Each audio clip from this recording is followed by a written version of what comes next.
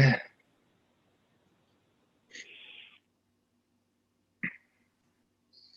I said, connect in.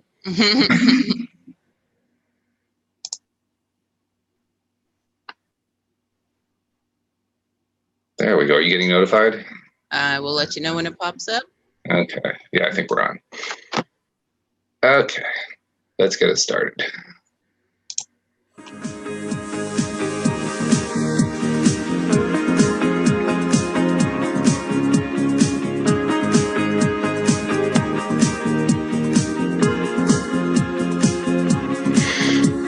Welcome to LOA Today. I'm Walt here with Joel Elston and Alyx King. Today is Thursday, June the 27th, 2019. It is 8 a.m. in New York, 5 a.m. in Los Angeles, 1 p.m. in London, 10 p.m. in Sydney, Australia. And I haven't done the math properly yet, but I think that means it's also 9 p.m. in Tokyo.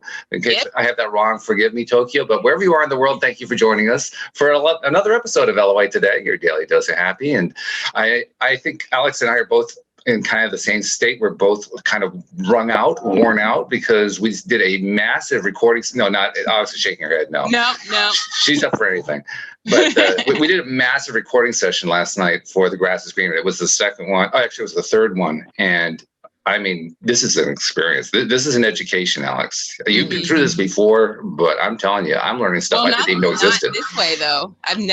We've never done it on the Zoom app. We've never had, I've never done a podcast show. That's not this show, Right. So it is a different experience. Yeah. It's kind of like, I can see how it's like to put a movie together, because we're doing it in scenes and segments and things like that. And, scene 2, take 5, holy crap, this is crazy. Yep. Okay, Joel, can you imagine what it would be like if you had to do your coaching? Okay, this is scene 24, take 6. Yeah, me and my ADD would not do well with all of that. Yeah, I hear you. Well, it's an education, and it's good. I mean, things are coming along nicely. We've had a lot of really good scenes that played out well, and we're learning every step of the way. But wow, what an education! It's like an intensive. You just dive into something in a short period of time. You're learn. That's what it's like. Yeah. Crazy. Yeah. But it's good. It's all good. So, how you guys doing? How you doing, Joel? We haven't talked to you in a couple weeks. So we kind of missed you. Well, I had to deal with some help a client with some legal stuff, and hopefully that's the last time I have to do that for a while. It went really well, but I'm glad to be back. We're in the middle of. It's all of a sudden it's almost July 4th. It's amazing how quick this year's going, but. It had to do a double take on where we're at. It's like, wow, we are really flying this year. I'm telling you, yeah. I had the same reaction the other day. Alyx pointed out that we're now in summer, and I said, "What happened to spring? I like spring." I told them I canceled it, but it was canceled due to allergies. So I just said, no, I'm not subscribing to that. At least not for New England. I don't know about the rest of the world. It's all good. So we don't really have a topic in mind to discuss unless you got something that you've been thinking about, Joel. So I figured we could just kind of go back a little bit to the basics and just talk about how and when we attract stuff in. Like I saw, as usual, I always check Facebook to see if there's something there to give me a clue for a topic. Yep. And one of the things that I saw today was somebody, once again, posting how the law of attraction never works for them. And my reaction was always the same one that I always give out, which is, it's working beautifully. Look around the room. You manifested all of it. You're just manifesting stuff you don't want. You want to focus on what you want. So let's go back to basics a little bit. Let's talk about, you're getting what you don't want. How do you start getting what you want? And I'm going to go to the life coach because he talks about that all the time. So you got somebody in your chair for the first time, Joel, and he's saying, I can't attract this. I mean, I understand what you say about this law of attraction, but it doesn't work. But and that's sort of like you're saying, it's the basic concept of what you. It's when I break it down into the sort of the descriptive, that the law of attraction, we go back to, I'm assuming that the law of attraction wants what's best for me, or I assume that the law of attraction actually responds to what I want, and literally it's the opposite of that. The law of attraction, first of all, doesn't care. It doesn't. It has no opinion. It has no value. It has no morals in a sense. And I know that sounds horrible. The law of attraction is like gravity. Gravity. If somebody falls off of a building and he's a father of 3 young children, gravity doesn't stop and say, I'm not going to pull this guy to the ground and die. Gravity. It is a law. It is something we must adhere to, and that person, regardless of how good they are, will fall and die because gravity has no opinion on that. And so the law of attraction is the same concept of it can only respond. It can only dial into what you're feeling, not what you think you want, because when you want something too much, you're actually putting out an energy of I don't have that or I like that. So the real energy that the law of attraction is picking up on is the lack. I have a perfect case. I have a young lady. She's probably about 35. She's in a middle management career with an insurance company, and she has been sort of into the law of attraction lightly.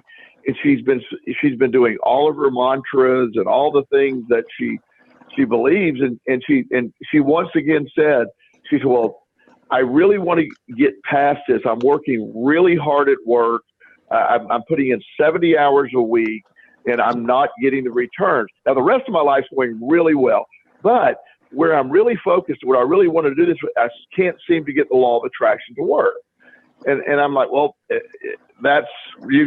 once again, you've answered your own question, because that idea that she's working really hard, it indicates I got to put so much energy and effort into this. It's like I'm desperate. So the law of attraction picks up on desperate. And boy, is it good at it. I mean, it will pick up on any emotion that you're really vibrating to, that you're really focused on. But desperation, what is it? Is it that we just are so used to being desperate in our feeling, or is it that the law of attraction is particularly prone to reach out for desperate? Well, I don't think it, again, I don't think it cares. I think it picks up on the strongest emotion and desperation. If you look at what desperation, that anxiety-driven, desperate mindset, it is one of the most powerful mindsets there is. And it is, if I tune in a radio station, I'm in the Richmond, Virginia area. Let's say I turn in a radio station that's in Washington, D.C. We're a little ways away from Washington, D.C., but I can occasionally, depending on the weather, pick up a radio station. But it's that the signal's faint. It's just in and out. It'll bounce around, and you won't always get it if the weather conditions are right. Where if I tune in one of my local stations I listen to, it's hardcore. It's right here. The energy is strong. So that's the concept. You could say I want this really bad, and you do. But again, the law of attraction says, I'm getting that desperate energy. So clearly this person loves this desperated, this state of desperation. So let's just give them some more of that. And that's that's where it becomes counterintuitive. And it's not that any one emotion has a law of attraction favored. It's just, it is the strongest emotion. It is the one that, you feel the most, the one that you put out the highest frequency or the highest vibration over. And when you say, yes, I believe that I want to have $1 million, or I believe I want to have, when you don't believe that you really have a chance to do it, there's no chance to do it. It's no matter what you're thinking, when you have to feel it. That's why the idea of starting to live as if you have what you're seeking, to live as if, to treat it as if that, then you're living that energy. Then you do that. This lady was doing the exact opposite. Now, I'm not saying, and I'm all about hard work. I'm a very driven, hard work person, but I view it from a different state. I will go accomplish my goals. I'll put the energy toward it, but I also do self-care. I lift weights every day. So I have a package of stuff that looks like I will add that to whatever I'm seeking. And Walt and I've talked about this before. There are times when I really turn on that manifestation of what I want. And I have to actually dial it back. Like, okay, I'm getting too much of this. I'm getting, I want, it got to a point where I want to get busier in my practice. And it was like, okay, nope, too much. Turn that back. Or I want to have more opportunities or have different ideas. And I can actually get overwhelmed by how much just shows up and having to decide what I want to do. So I've really figured out that balance of what you need. And so that desperate state of, it's not working, I want it so bad. Again, you're having that other response because you're not feeling that. You're saying it, but you're not really feeling that you have it already. That's the energy that you're trying to come up with. And that's what makes it so hard. It's funny too, because when you were talking about the connecting to that signal, like the radio signal, it reminded me of, we touched on it before the show, and what we were experiencing yesterday when we were doing our recording, because one of the problems we ran into is sometimes our actors tend to try to sound like the other actors. And it reminds me that's basically what we do very often, especially in early stages with law of attraction. We want to set our vibration to what we're experiencing. So we're interacting with that same thing that we don't want, but we keep interacting with it because we're so good at attuning ourselves to that thing that's going on. That's exactly what we ran into last night. Whereas actors, the goal that the actor is going after is to try to differentiate, to say, this is the character and I'm going to stay in this character. I'm not going to keep shifting over to what one of the actors is doing on the other side of the stage. I'm going to stay in my own character. That's the same mindset we have to adopt when we're trying to focus on what we prefer rather than what we don't prefer, I think. Mm-hmm. Yeah. Do you think, is that what you experience? Yes, I agree. Totally. Yeah. So I guess in one sense, we could say that acting is a way to prepare and practice being a good conscious creator. Mm-hmm. Well, and when some of the best actors I'm not really in tune with a lot of the stuff, but one of the things that I have read or I have witnessed is there are some actors that will immerse themselves in the role. They really become the person they're playing, and they don't get out of character as long as the show or the whatever the movie they're filming is underway. And people could, especially I think of one of the interviews I saw with Heath Ledger after he played the role of the Joker. And I know he was passing, he passed away and all that, and it was very sad. But he literally was. His family talked about how weird he got and how he actually didn't get around many people, and because he literally became the Joker. And if you ever watch the movie, it's shocking how convincing he is in that role. Mm-hmm. Scary at times. He's really good at it. Yeah, some of the actors they get into a role, and what was the movie? Oh, do you remember the movie The Blind Side? The story about the kid who became the football player, and he was taken in by the family in Tennessee. Sandra Bullock won an Academy Award playing his mother in that movie, and at one point on the set, the real character, the real person she was portraying, and she were both on the set at the same time. And her real husband said it was spooky because you'd see two of the same person, two Lees walking down, and then they'd high five each other. He said he couldn't handle it. And you do that. I've always said that, like Tom Hanks, for example, you don't. Whatever role he played, he becomes really convincing. You look at that, and go, how could Tom Hanks play? I don't think of him as a really tough guy or anything, but yet if he played a tough guy, you're like, wow, that's Tom Hanks. Or Saving Private Ryan. Any of these things, he always was able to go way out there. Michael Keaton is an actor that I used to see play different roles that always shocked me. It's there's so much.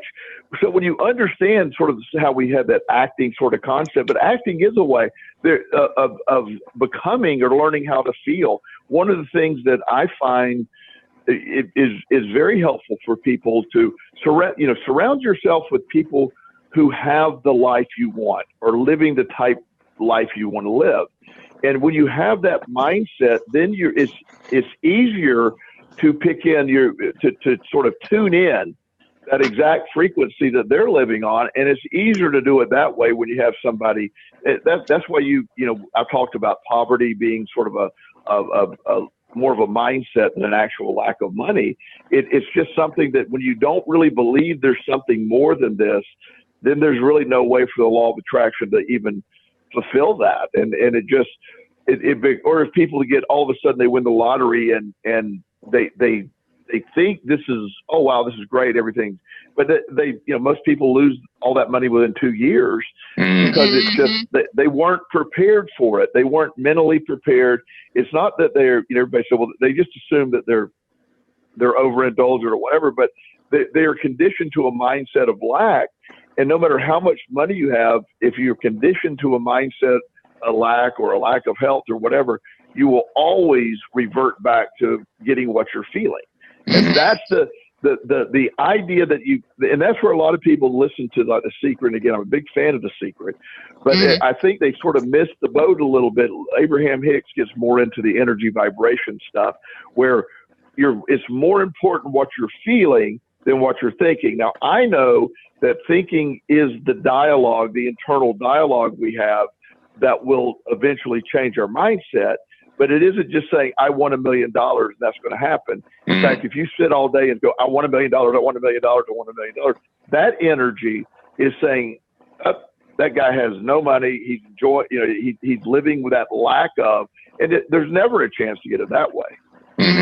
Yeah, that vibration is everything. So, I was remembering also another aspect of that story, The Blind Side, with Leanne Tui and Sandra Bullock playing that character.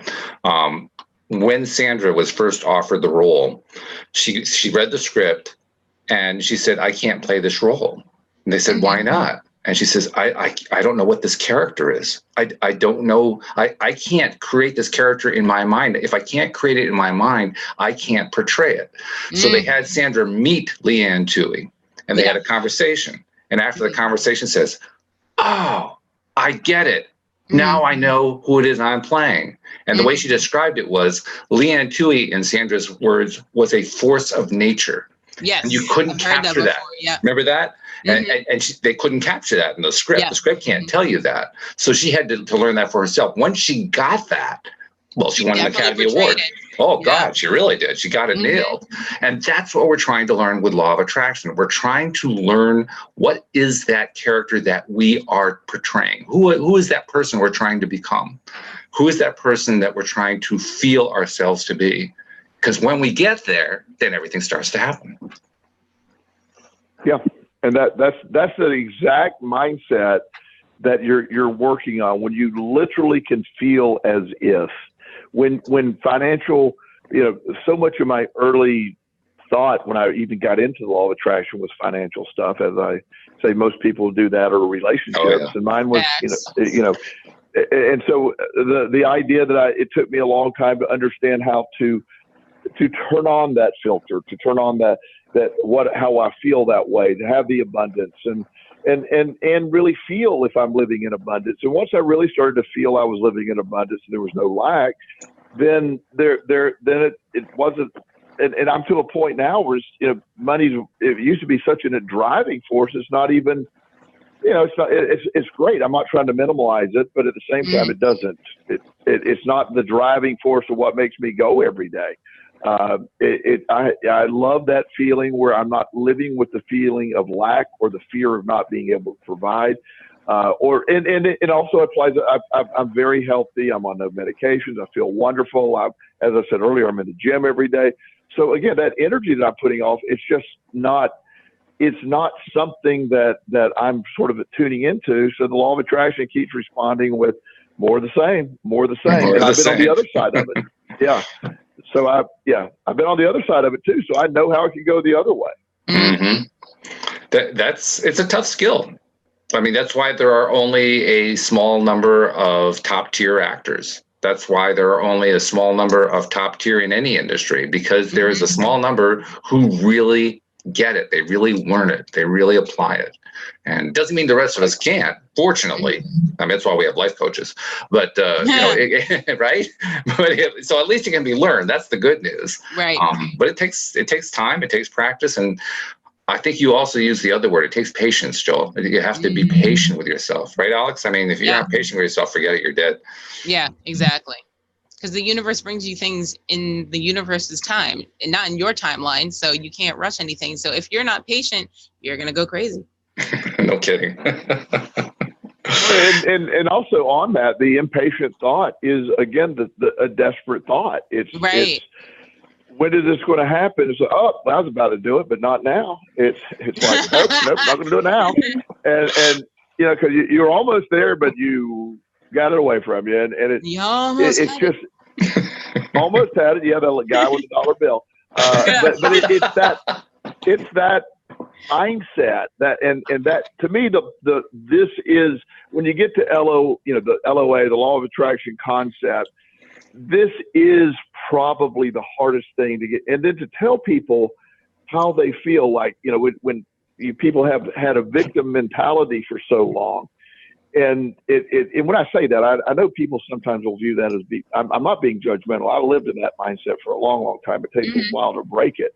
But when you're anticipating that next wrong thing or it's really hard to feel any different when you have had experiences that are going to reinforce what you're fearing. I mean, it's really hard with that. And so that's the climbing out. That's why the law of attraction, while it is irrefutable, is it unrefutable, irrefutable? One of those refutable. It's here, I believe. Okay, yeah, thank you. But it works just like gravity, but the problem is it is equally as rigid as gravity, and it isn't that it's finicky. It's just you've got to tune in the radio. Like, if you get a really strong radio station, like say it's 101.2 or 102.1 is wireless. Okay, say you have that 102.1. Well, you might be able to get it to 102 or 102 or 10. You might get a little feedback when it's really strong, when you're a little bit off, but you're not until you're exactly tuned in. You're not going to, especially with have high def radio or whatever that even means. But like some radio stations like won't have high def, but when I turn on and hit a radio station, it does. You can actually hear it just sort of get that a little louder, a little clearer as it sort of clicks into high def mode, as it sort of really tunes in. And it's that same way, and that's you can't turn it on 99.5 when you're really seeking 106.4. I mean, you have to understand. It isn't that I just want it to happen. It's I've got to find that emotional frequency of what that feels like. So if you take a lifetime of illness or a lifetime of stress or a lifetime of poverty, it is so hard to understand how that feels. So that's the problem. It's living as if you have $1 million. It's like, oh, well, that means I just go spend all the money I want. In fact, that's the opposite. Again, people I know that have $1 million don't go out and buy $400,000 cars. They don't need to do that. Bill Gates doesn't wear $300 pants. He wears Dockers. He could buy Levi Strauss if he wanted to, and he just wears their pants. I mean, you think about it. It's just so there's a concept of like you'll see the Instagram people that are driving the $500,000 cars and all that. Well, the reality of that's all part of the show. But when you're trying to what is your understanding of what you're trying to attract, then everything sort of changes. And when you're comfortable with wealth, then wealth is like it's just part of you. If you're comfortable with health, then health is part of you. If you're uncomfortable with it or fearful of it, then unfortunately you're signaling the opposite effect. And very often that's a hard thing to differentiate. It sounds, I mean, when you describe it, it's like black and white. Well, you're either feeling comfortable or you're not feeling comfortable. It sounds so clear. But when we're in the midst of trying to deal with it, like you describe the person who is focused on, well, I want to win $1 million. I want to win $1 million. I want to win $1 million. And they're not going to win it because they're in a position of lack. But from their perspective, do they feel like they're in a position of lack? Heck no. They think they're focused on winning the $1 million. They think that the $1 million is going to become theirs because they keep saying that and they feel it that way. It gets confusing at times. I mean, our emotions are our guidance system. That's one of the great concepts that Abraham taught us. But we also have to learn how to use it. We have to learn how to differentiate, recognize, I'm really feeling this right now, or I'm really feeling that right now. Because until we can do that, we're like the actors who were working last night. They were trying to sound like each other. This reminds me of Go ahead, Alyx. I was going to say, this reminds me of a meme that I saw, and I didn't realize until right this second that it had a law of attraction point to it. So there's this kid, and he's 18 years old, and he's standing in this really beautiful kitchen setting, and at the on the caption says, you know, I'm 18 and I achieved this. You can too if you work really hard. And then on the underneath that, somebody puts, boy, if you don't get your dumb ass at a Home Depot and stop playing in their kitchen, because you can see in the background that the other aisles are back there. So he's posted up in Home Depot in a nice kitchen, and he's like, yeah, this is my life. But if you think about it, he might have tried to be, he might have been creating a vignette for himself. You know, you don't know what he's trying to do, and you're hating on him. So, but yeah, that's what you got to do for your version of manifesting things. That's what you got to do. That and on the other topic, and this is where you can get really confusing to people too. Mm-hmm. But when you also, part of the deal is understanding. When you don't understand wealth, you don't know.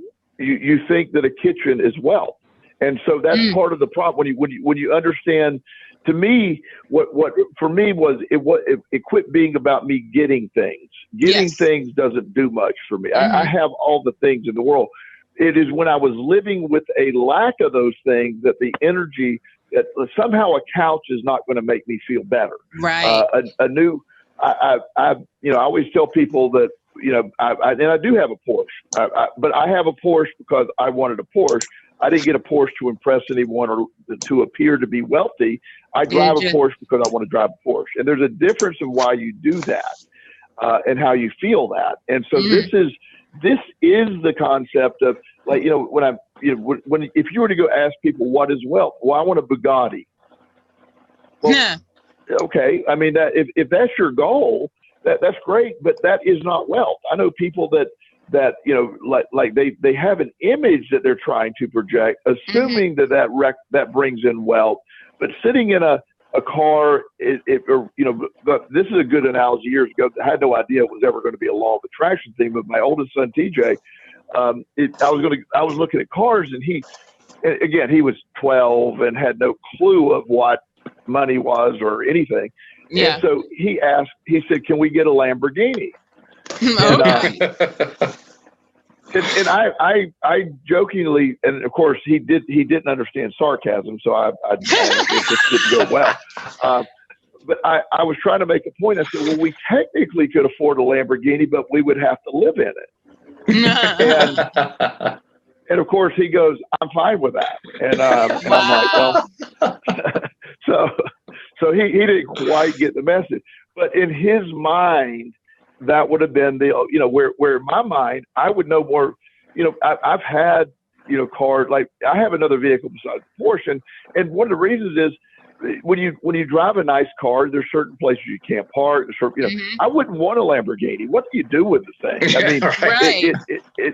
I mean, it looks great, but you know, you're somebody's going to, it's just, you don't want to leave it in a parking lot at a movie theater. Nope. You know, it's like, unless you're bringing it to car shows once a year, like what's the point? Yeah. What's the point? Well, yeah, I have the former my former employer in the company that I used to be director of, that was a treatment center here in the Richmond area. They have an amazing, a beautiful facility. It's on 400 acres. It's an old plantation. It's just absolutely gorgeous, right? Mm-hmm. So I'm looking at it. I'm like, wow, this is an absolute beautiful home. And on 400 acres. And I also know that, you know, every month there's, you know, one time we had a storm come through and knock down a bunch of trees. Well, we spent $27,000 on having trees removed. The pump house broke. I mean, the energy, what do you call that? The generator, it broke. So, and of course, it only can break when there's no electricity. So you have an emergency repair.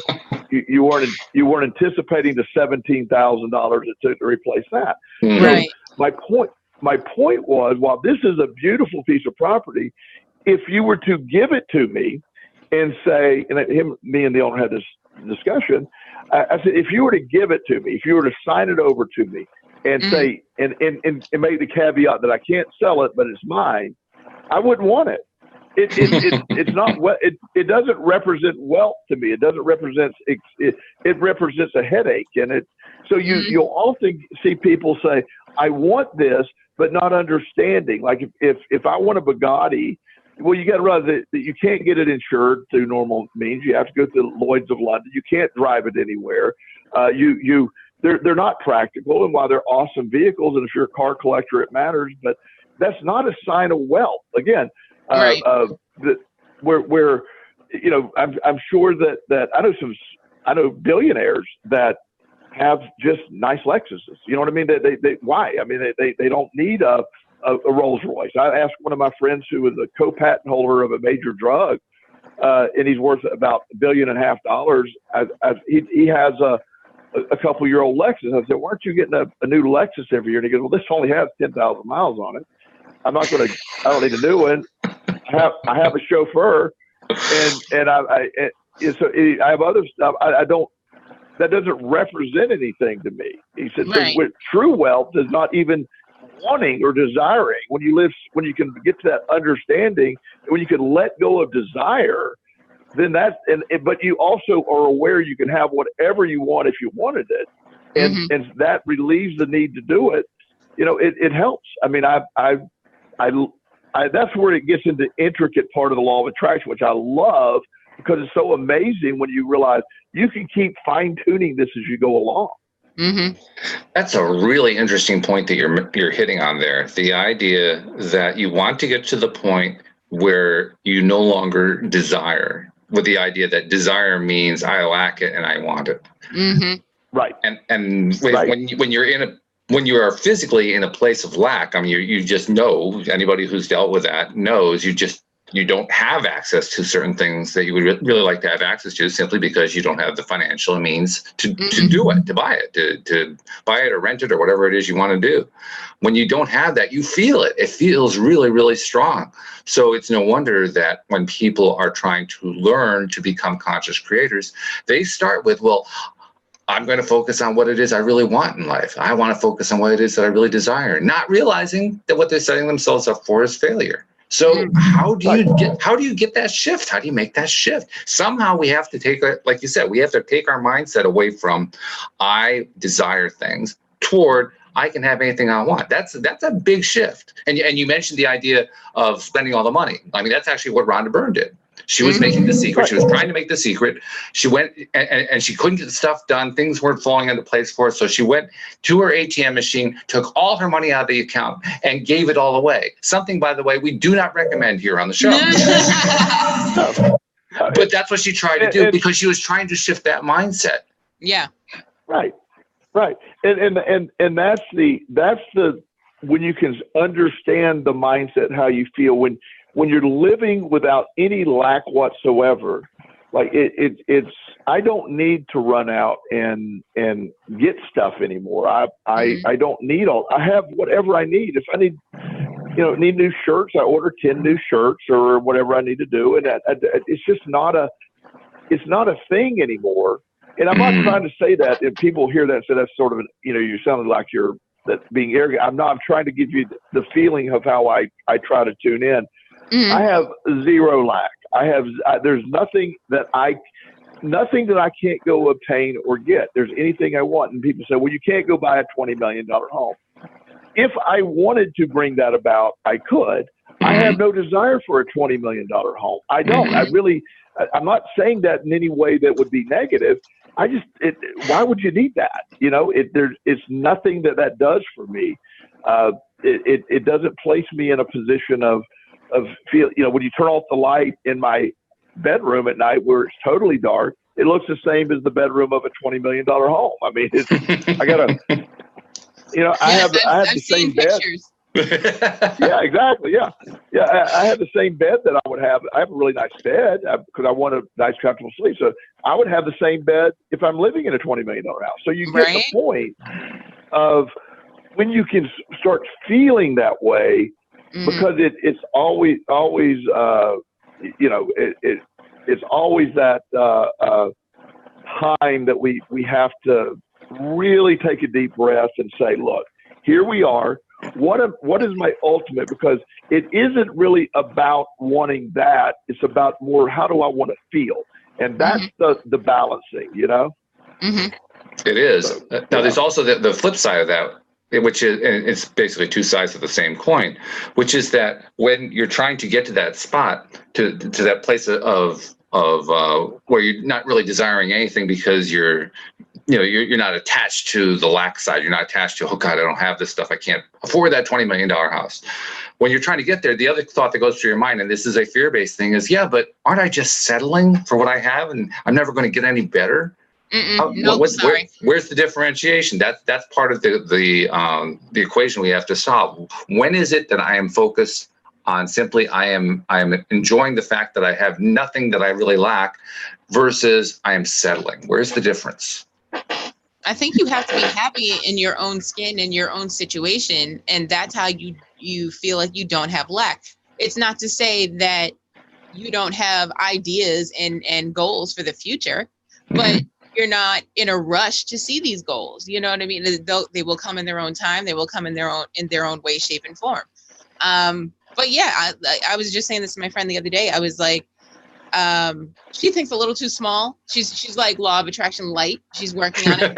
And so I was like, I'm going to be the next Shonda Rhimes. I'm going to have my own Shonda Land, but it's going to be called King's Landing. It's, and she goes, oh, can you build me a studio in your basement? And I was like, I'm going to need you to think a little bigger if we're going on this trip, homie. Like,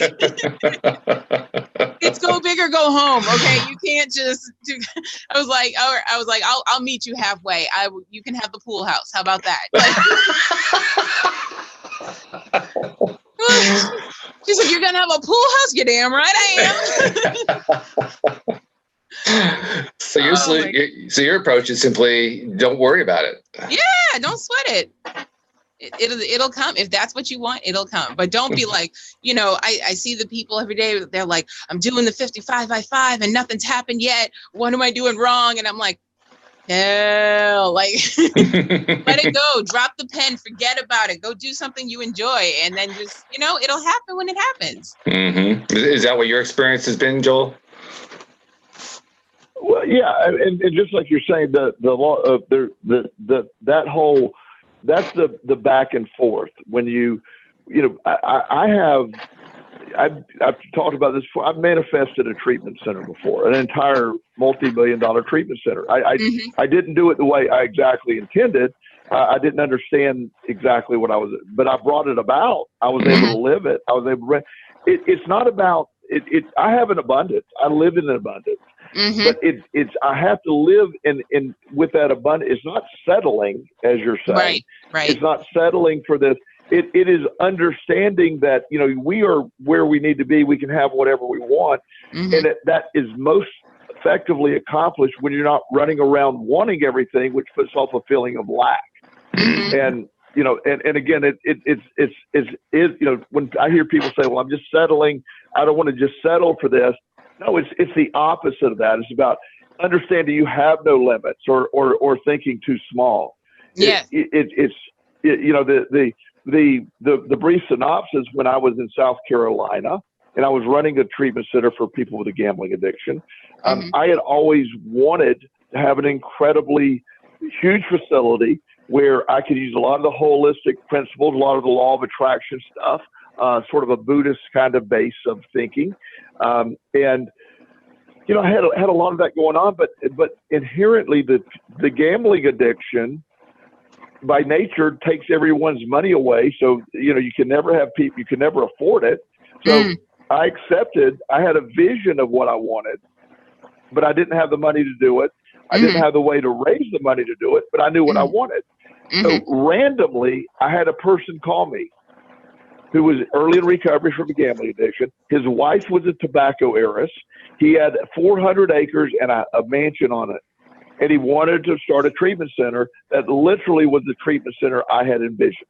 And he asked me to be the director of the facility. Now, I manifested that facility. Now, it wasn't mine. and I manifested it, but I was direct. I wanted to run a facility. That was how I was thinking, versus a bigger thing. Now I ended up realizing I didn't want that piece of property, but I understand the concepts of the treatment facility. So there is nothing too big. I get job offers all the time from companies to run their treatment facilities. I don't want to do that anymore. I'm not manifesting that. It's just I could have that if I wanted it, and they come along all the time. Which is pretty funny when you think about it, because you're not really looking for it, and here they are showing up. But you had the experience with it, so it came. Desperate, when I was desperate years ago for any kind of job, I couldn't get anybody to hire me. Now, a month goes by that I don't turn down an offer almost. Yeah. That's pretty crazy, too. I want to ask a question about, asking for a friend. Where does karma play in all of this? Because a friend of mine was saying, why does all the good things happen to this bad person, and I keep getting shitted on when I'm a great person? Like, when is it? Where is the karma? When is it coming? Okay, well, that's not an easy question. We'll spend the next hour on that one. So karma. When you look at karma is, the concept. First of all, a lot of times we're thinking about the current life we're living, the current, I'm just a little side note, I'm going to get a little weird. So just give it a sort of Joel getting weird. Oh, we're talking about karma. So believe me, we're in weirdness. It's okay. I feel like I know where he's going, though. We need a buzzer so people can tune out. My Southern Baptist friends really trigger warnings. They want to really turn this out. Yeah. Fundamentalist Baptist, please turn off your radios right now. But in my world, and I speak for me, on the possibility and my personal belief that this is not the only life I've lived. There's multiple lives I've lived, and I chose the life that I'm living now. And I think karma is more of a life-to-life thing than an internal. We somehow have switched to it's this life right now. If you look at it, I've lived an infinite number of lives. It could be 20,000 lives of, it could be you can get really all over the place in that thinking. So I don't want to get way out there, but I think karma is more than today, more than immediate. There is a feeling of paybacks like right now, but I think it's more of a spectrum of things. You might have a life where you appear to get away with everything, and terrible people get great things that happen, or become president of the United States or stuff like that. That could happen. But nobody in that we know, next lifetime. No, I'm not. That wasn't political or anything. But the next lifetime, that person may live in poverty or be in prison there's multiple choices that go on, and I believe we choose that. So I think the karma is almost like you sort of respond to it versus the idea that it's about today. When I say today, it's not maybe even about this lifetime. Karma can extend multiple lifetimes. So that's my view. So I take sort of karma out of the law of attraction concept for me, and look at it more of a when I say lifetime, I mean a spiritual lifetime, which may be, an endless amount of years going backwards and forwards in time. Yep. So you can now flash the sign again and return to our normal programming. We've left the twilight zone. I'll add to that for myself, the word karma and the concept of karma was something that never really helped me a whole lot. So I kind of just abandoned it. You mentioned lifetimes. We'll stay within the twilight zone for a moment here. I have been told by a psychic who gave my wife and I a reading within the past year. I think she said that I had 1,379 lifetimes, and my wife had like 2,546, something like that. And then we had like 80% of them together.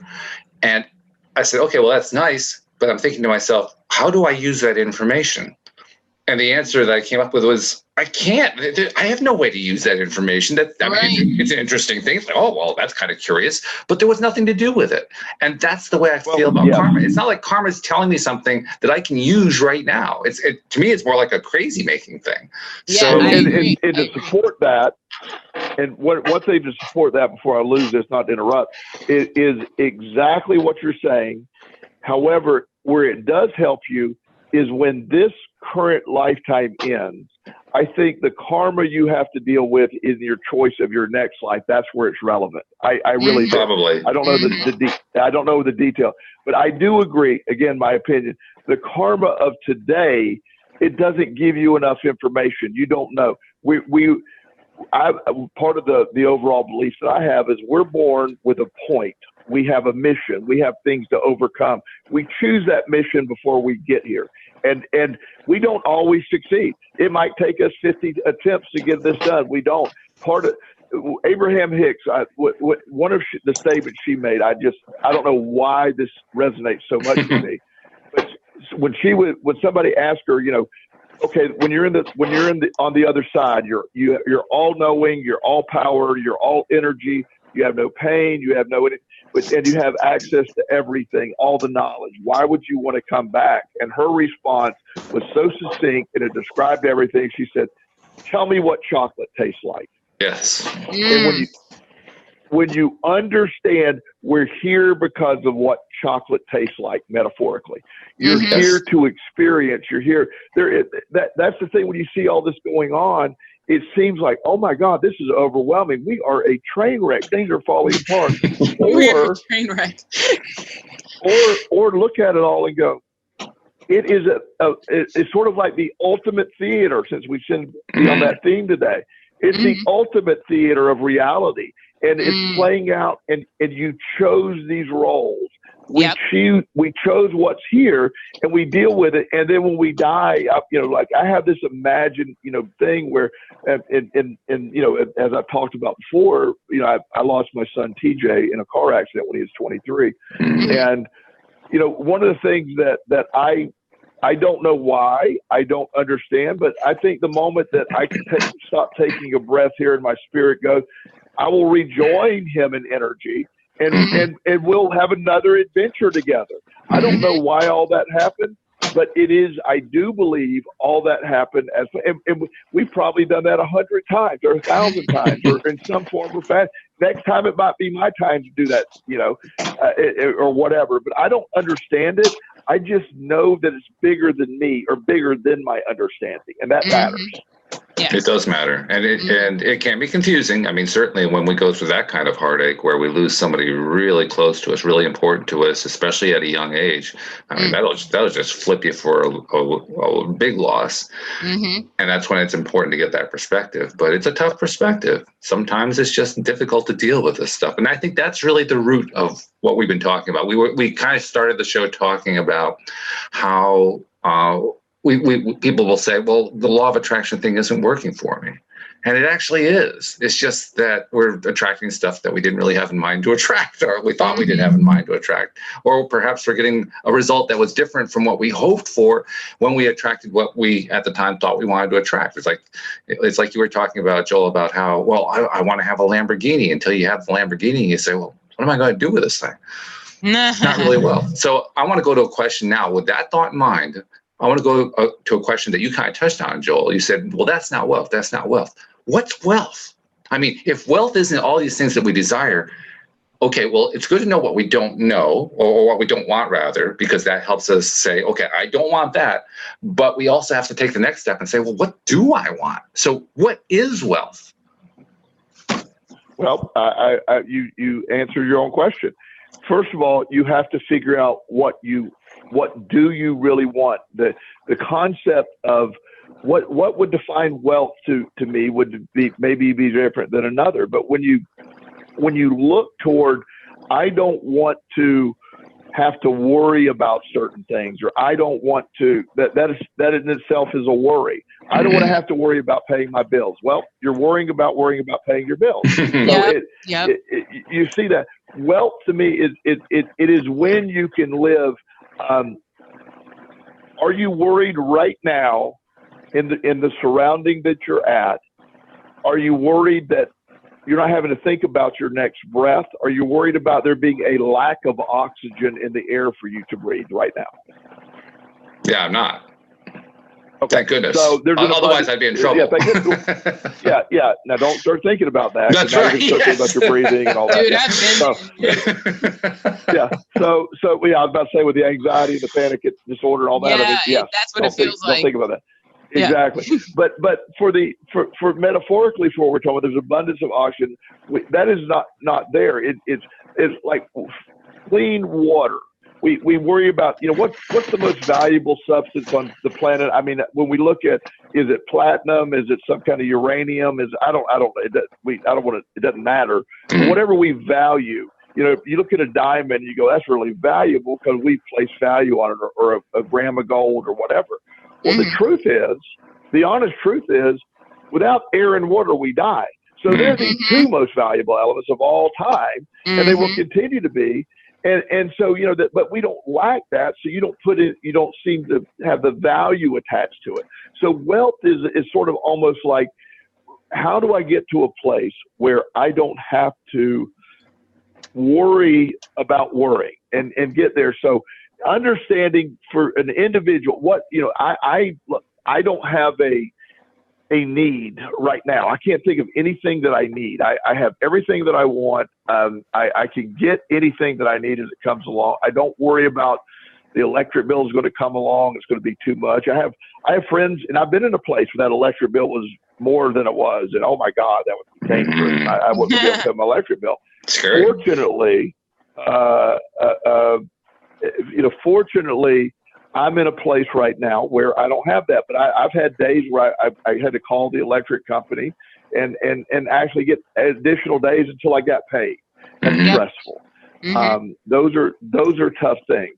So I'm not minimalizing the effects of all that. I'm not saying, and that's why we put energy, because it's uncomfortable to be without electricity, especially if you have children and you can't provide for your kids. So I'm not suggesting any of this is easy. I'm just suggesting, again, the law of attraction doesn't care that it's not easy. It doesn't care that the law of attraction. You mean you're blaming the victim? I hear that a lot. The law of attraction.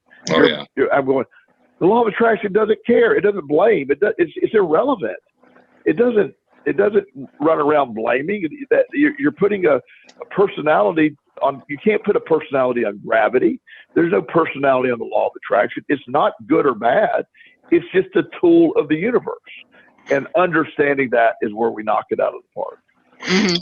So if I was going to try to take what you just said and maybe condense it down into like a single phrase, I think I'd say the definition of wealth that we're really driving at is that place, that emotional thinking place that we're in, where we let go of worry, we let go of lack, we let go of all these things that don't feel good to us and that lead us astray, so that we just start feeling comfortable in our own skin, start feeling comfortable with where we are in life.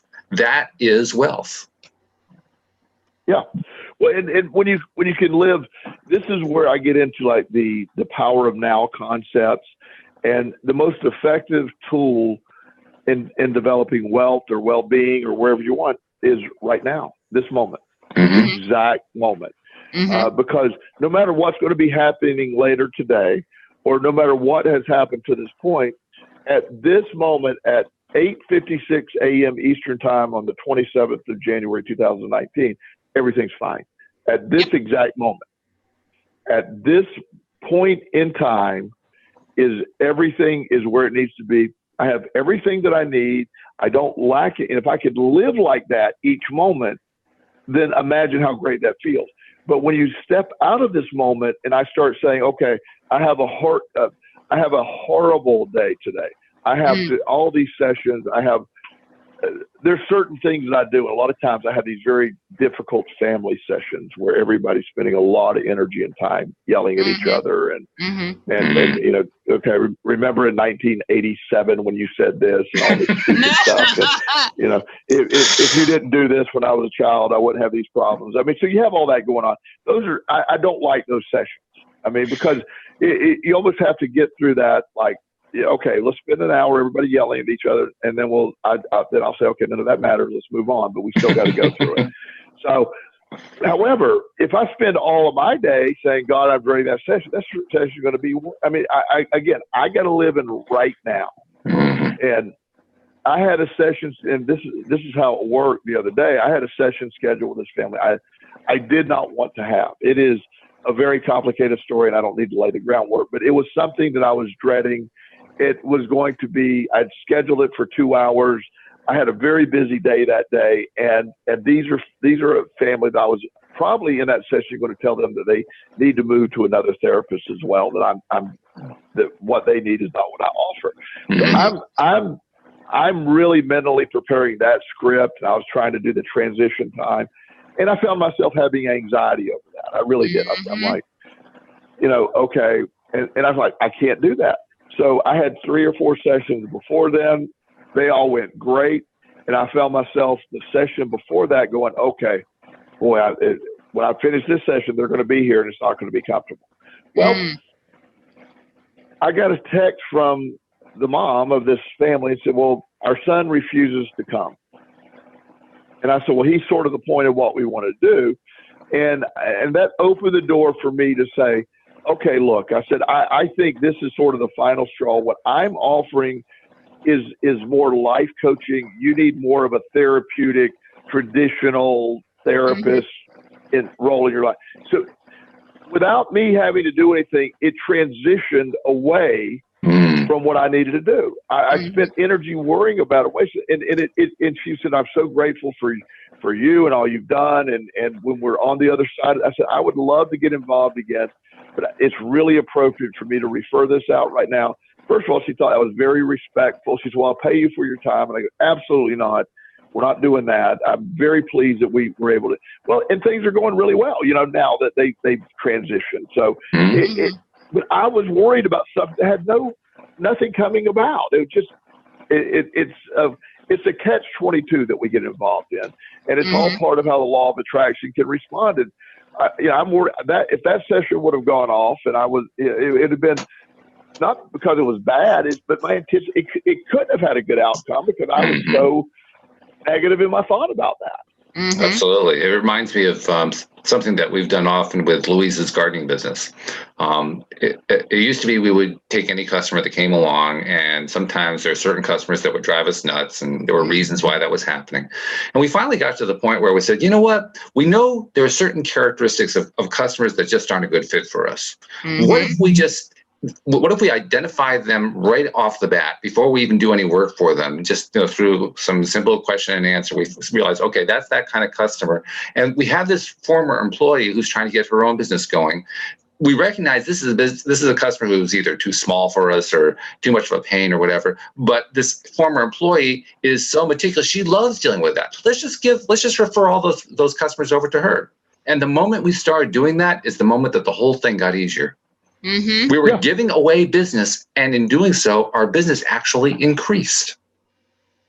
Well, it helps a lot. I know that there's other life coaches here in Richmond, and I've referred to that I have a young lady with an eating disorder that's a little out of my scope of practice, and it sounds sexist, but I think she's better off with a female therapist that has some experience in that area, or a female life coach. So I referred.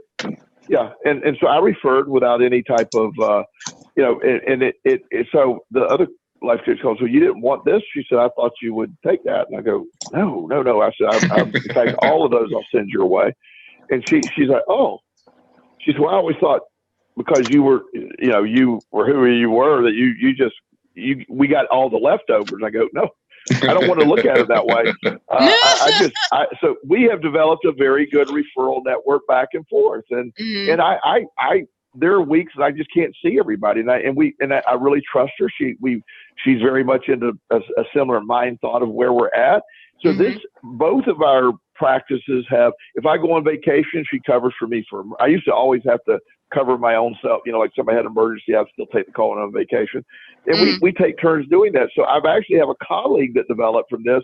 So I'm even more effective in my practice because of that. So it's just like you're saying, that when you learn to, instead of that, in the beginning, you take whatever comes along. You just need money, get them in the door. Right. But as time goes on, there's more effective ways to do it. And law of attraction fits right into that concept as well.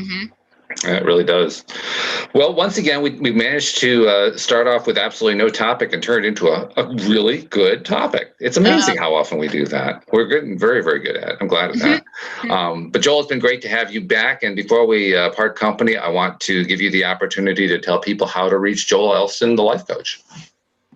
Joel Elston at gmail.com is probably the simplest way to do it. My website is joelelston.com. It's always good to hear. If I can't handle your case or you're far away, I can maybe refer. But always appreciate hearing from our listeners. Often get good feedback. I love that. And also a reminder, if you're not yet a subscriber, this is what you get. I mean, it's not just this. Every single show is a completely different show. And I'm not exaggerating when I say that. They are all completely different.